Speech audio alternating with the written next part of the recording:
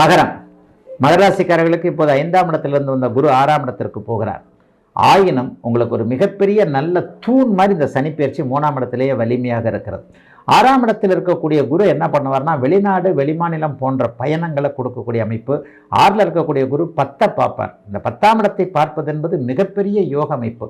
10, 2, 12 ஆகிய இடங்களை பார்க்கக்கூடிய அமைப்பில் தொழில் முன்னேற்றங்களை கொடுப்பார். வியாபாரம், விவசாயம் போன்ற அமைப்புகள் இதுவரைக்கும் இல்லாத அளவிற்கு சிறப்பாக கை கொடுக்கக்கூடிய தன்மை இப்போது மகர ராசிக்காரர்களுக்கு உண்டு. நல்லா கை கொடுக்குங்க.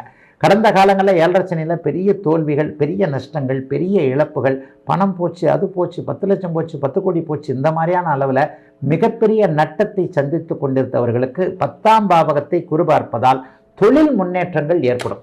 அப்படியே படிப்படியாக ஒரு நல்ல வேலை, 6ஆம் பாவகம் பெரும்பாலும் நல்ல வேலையை கிடைக்க விடும். நல்ல வேலைக்காரர்கள் உங்களுக்கு கிடைப்பார்கள். நீங்களே ஒரு நல்ல வேலைக்காரராக இருந்து நல்ல பேர் எடுக்க முடியும். இந்த மாதிரி பிறந்த ஜாதக தசாபுக்தி அமைப்பின் அடிப்படையில் இரட்டை நிலை அமைப்பாக இது செயல்படுங்க. ஆகவே எதை பற்றியும் பெரிய அளவில் கவலைப்பட வேண்டாங்க. ஒரு முன்னேற்றம் உள்ள நல்லதொரு குரு பயிற்சியாக இந்த குரு பயிற்சி இருக்கும். 12ஆம் இடம் வெளிநாடு வெளிமாநிலம் போன்ற இடங்களை குறிக்கக்கூடியது, செலவுகளை குறிக்கக்கூடியது. செலவு பண்ண போகிறீங்க, சரி செலவு பண்ண போகிறீங்களா, செலவு பண்ணுறது காசு வேணும்ல, அப்போ வருமானம் வந்தால் தானே பண்ண முடியும். கடன் வாங்கி எவ்வளோ நாள் பண்ணுவீங்க, அப்போ உங்களுக்கு வருமானம் வரப்போகுது.